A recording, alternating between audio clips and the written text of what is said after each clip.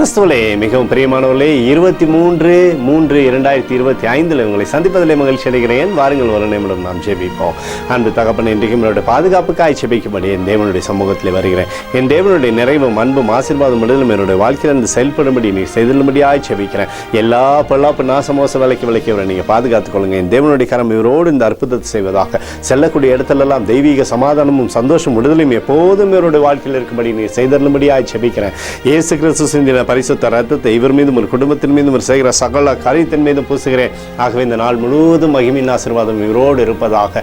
மத்தேயு 5:2 சந்தோஷப்பட்டு களி கூறுங்கள், பரலோகத்தில் உங்கள் பலன் மிகுதியாயிருக்கும் என்று சொல்லி எழுதப்பட்டுக்கூடிய வார்த்தையின்படி அப்பா எப்பொழுதும் இவர் சந்தோஷப்பட்டு மகிழும்படியாக ஆண்டவரே உம்முடைய கரம் இவரோடு இந்த அற்புதத்தை செய்யும்படியாக செய்யுங்க.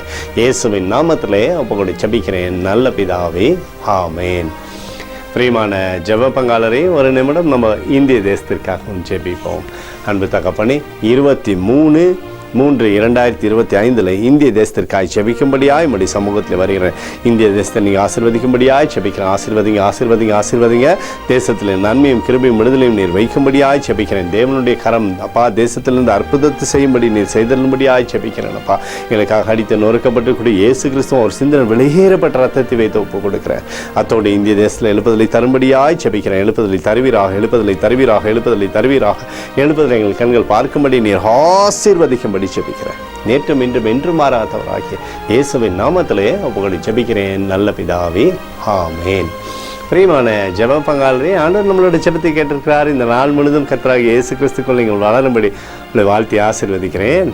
ஆமேன்.